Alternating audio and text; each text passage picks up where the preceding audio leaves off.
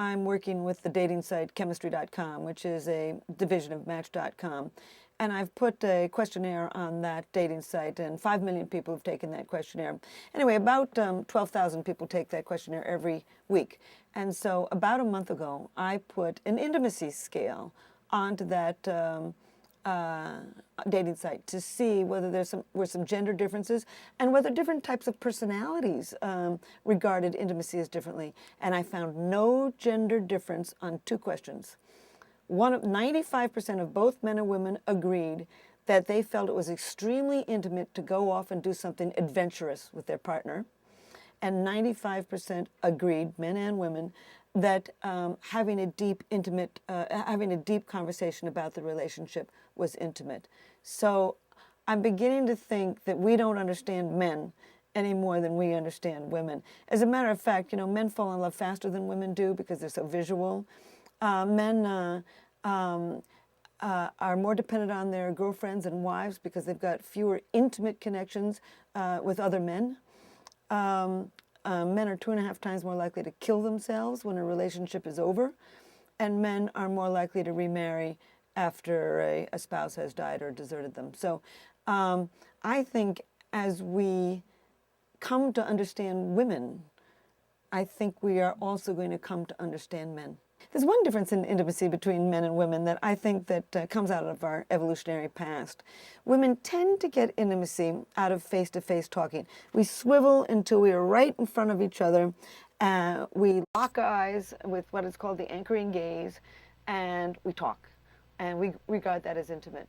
And men tend to sit side by side and look straight forward and not look at each other at all and regard that as intimate. And I think they both come from our evolutionary past. I think women's intimacy comes from millions of years of holding that baby in front of your face, cajoling it, reprimanding it, educating it with words. And so words and face-to-face contact is intimate to women. Whereas I think for millions of years, men had to sit behind a bush on the grasslands of Africa and keep their eye on that the grasslands, hoping a zebra is going to come by so that they can hit it in the head with a rock. And they can't be sitting there talking with somebody like this. They've got to talk while they're looking forward. And I think this can complicate relationships. You'll see a man and a woman on a park bench, and the man is talking, looking straight ahead, and the woman has moved every single part of her body around in order to have eye contact. As a matter of fact, I've had various men in my life who talk to me with their eyes completely shut. And I think it's because it's probably too intimate for them. I mean, for millions of years, men faced their enemies. They really sat side by side with friends. So one of the things that I do with a man to make him comfortable is sit side by side with him and look straight ahead, particularly if I'm going to have a difficult conversation with him. I've looked at adultery in 42 societies, and you see it every single place, even in cultures where you can get your head chopped off for it. So there's every reason to think that we've got some biological propensities for it. Now, people say no to adultery. We don't have to be adulterous, but it's remarkable how many people are. And the newest data is that in people under age 40, women are just as adulterous as men.